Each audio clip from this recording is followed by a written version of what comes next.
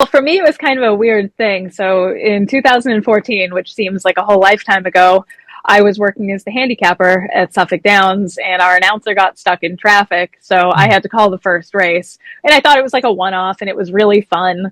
And I never thought anything of it. And then a couple of years later, I got invited to guest call some quarter horse races as a fill in at Sam Houston. And I just said, okay, sure, why not? It'll be fun. And it was a lot of fun. So for me, I just kind of kept saying yes to opportunities that came up, and it got a little bit bigger than I imagined. Growing up, I didn't think announcers could be women like full time because I didn't see anyone doing it that looked like me. And it's really important to see people that look like you doing things.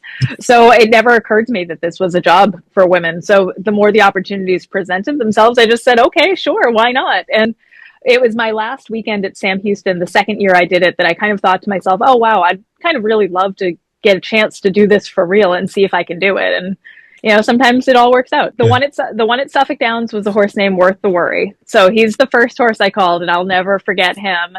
And then Madame, and I have that framed on the wall here. That was terrible. Like I had never even seen a horse race before, let alone knew what I was doing. And for so much of it, it was just kind of trusting that I knew what was happening, and then learning how to say bring what was in my brain out of my mouth properly. And so I get up super early and usually go for a run or go to the gym. I walk my dog. So kind of basic morning. And then I get here usually around 9:30 or so. And for me, I color the horse's silks in advance, usually a couple of days before, once the program goes final. So then I add in scratches and do kind of any sort of preparation before racing starts. We have a pre-race show, so getting ready for that. And then once racing starts, it's all in.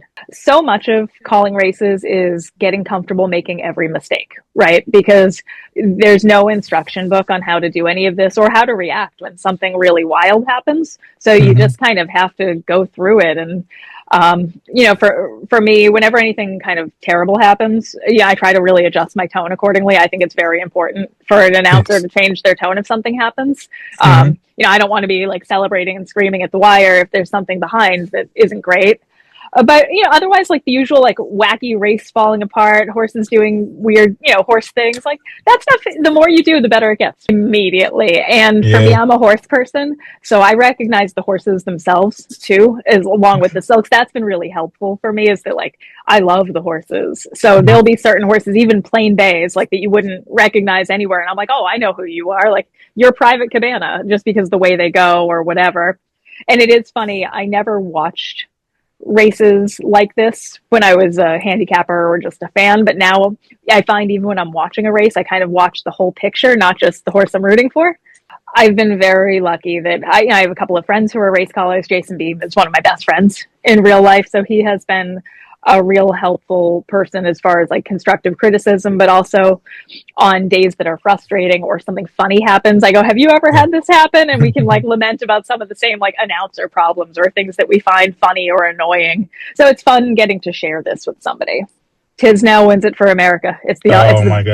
I mean, no one was better than Durkin, right? At telling a story with his vocabulary is unmatched. He rose to every emotional moment. He was funny in a way that wasn't like gimmicky or cringy. I had a really hard time probably my first year because I didn't know who to try to be like, because all of my peers, like the guys, they grew up being like, I want to be like Tom Durkin, or I want to be like so-and-so. And I realized there's no way I'm just never going to sound like that. So I had to get really comfortable just being myself, not trying to be someone else. So they don't understand sometimes. Like I have really great sight lines. The finish line is right beneath me. But if a horse is really on the inside, like on the rail, and another horse is probably 3 or 4, maybe even 5 paths out, even if it looks like an obvious who's the winner, if it's close, with that much distance between them, I'm not risking it. And I know I get a lot of heat for sometimes not calling a photo that looks obvious, even if they're at the wire close together. Like if they're in different parts of the racetrack, because I'm not getting burned doing that. Oh, there have been so many. There was a horse named Wonder City that Tim Shaw trained, and it was one of my early races here, and she was so game, and it was so fun to watch a horse try that hard. She was the first horse, and that was the first race where I kind of went, oh, I might be able to really do this. Like I might be okay. So I'm very fond of her. Torpedo Anna's Cotillion was so much fun. What an honor to get to call a horse like that. And there have been so many horses that have really kind of mattered to me over the years here, Sure. and that's been fun. It's a cool thing, right? And it's something I take really seriously. It's an honor because for some people, this is their only win, or maybe it's 1 in 1,000, but it's still like every win matters. So I kind of try to treat every race like it's just as important as the Pennsylvania Derby. I hope they feel that I really respect the horses and I respect the sport and that I love the horses and the sport.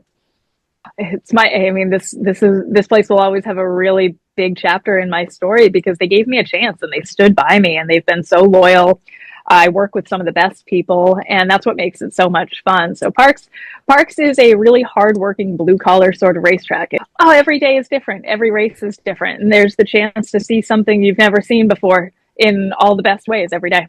It's the road is always hard, but it's worth it. And even if you don't necessarily see someone that looks like you doing the job you want to do, you can absolutely find your way. And no one gets where they get by themselves. So surround yourself with people that have your back.